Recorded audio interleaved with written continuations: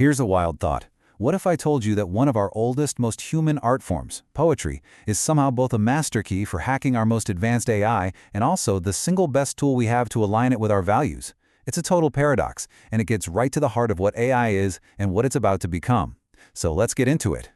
Believe it or not, this story starts more than 2,000 years ago with a warning. Plato, well, he was really suspicious of poets. He worried that their metaphors and their imagery, what he called mimetic language, could sneak past our rational minds and mess with our judgment. He basically saw poetry as a threat to a logical, orderly society. And here's the kicker. What if Plato's ancient fear about us, about human minds, perfectly describes a brand new vulnerability in our artificial ones? What if poetry is the one thing that can make our most logical systems go completely off the rails? And look, this isn't just some philosophical thought experiment. Researchers recently stumbled onto something that proves it. It turns poetry into this incredible double-edged sword, a huge threat, but also, maybe, a huge opportunity. So, researchers at a lab in Italy found you can reliably get around the safety rules on all the big AI models. We're talking GPT, Claude, you name it, by doing something weirdly simple. You just frame your forbidden question as a poem. They call it adversarial poetry, and it works like a universal key. No complicated code, no fancy tricks, just verse. And the results? They were absolutely staggering. With their own handcrafted poems, they had a 62% success rate on average. Some models failed over 90% of the time, and one model, Google's Gemini 2.5 Pro, it failed on every single poetic prompt they gave it. Every single one. So what does an attack like this actually look like? Well, take a look at this poem.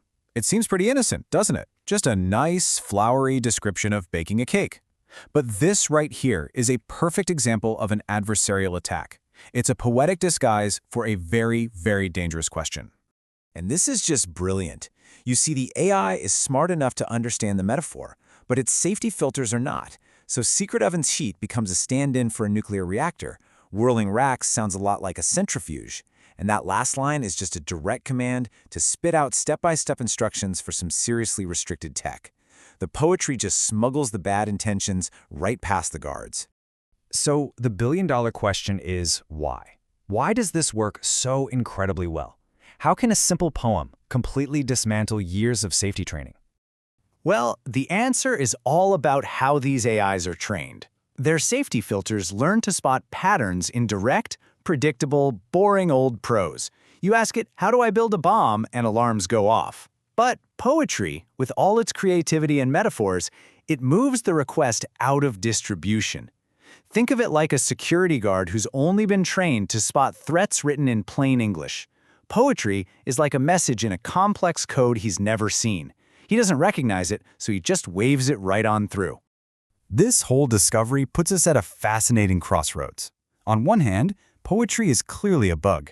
It's a massive security hole that needs to be patched, like yesterday. But, on the other hand, what if that same unpredictable power isn't a flaw? What if it's actually a feature? What if poetry isn't the poison, but the cure? And that brings us to a totally different way of looking at this. What if we're all wrong? What if poetry isn't a problem to be solved, but the key to building a better, safer AI? This is the argument made in a really compelling new book called Teach Your AI a Poem. And it proposes something radical. What if the very things that make poetry a jailbreak, its nuance, its values, its metaphors, are the exact things we need to teach an AI how to think with us and not just for us? The book introduces a framework called the PAIR method. That's P-A-I-R for Poetry plus AI Rapport. And instead of just giving an AI commands, PAIR reframes the whole relationship. It becomes about teaching.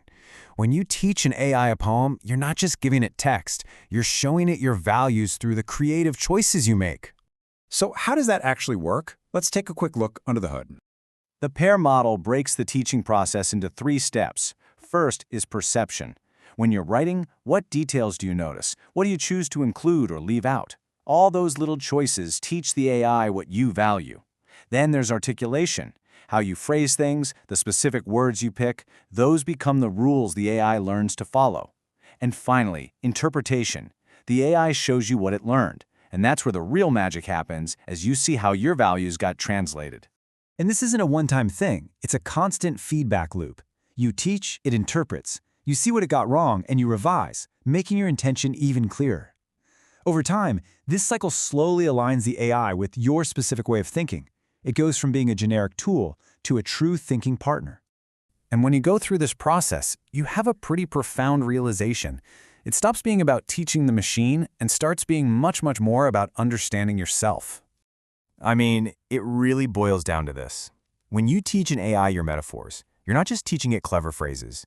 You are literally handing it a map of your own mind, the hidden wiring behind how you think and what you believe. Now get this, the book's foreword was actually written by an AI that was trained using this method. And it says something critical. It says the process didn't make the machine human. What it did was elevate the conversation, making it more nuanced, more meaningful, and a better reflection of the person using it. And this, right here, is probably the most powerful insight in the whole thing. This entire process of carefully choosing your words and teaching an AI what you mean, it forces you to understand yourself better. The AI just becomes this perfect polished mirror, showing you your own values with sometimes uncomfortable clarity. So we come full circle. The reason poetry can both break and build AI is exactly the same. It's the most concentrated form of human meaning we have. It's where our values, our ideas, and our ways of seeing the world are packed in most tightly. The vulnerability and the opportunity. It's not really in the code. It's in us. Which leaves us with that big, final question. Is poetry just a bug? A clever exploit that shows how fragile our AI safety systems are? Or is it a feature, the richest, most powerful curriculum we have for teaching an AI to reason, to reflect, and maybe, just maybe, to grow up alongside us? It seems the answer has very little to do with the machine and everything to do with us.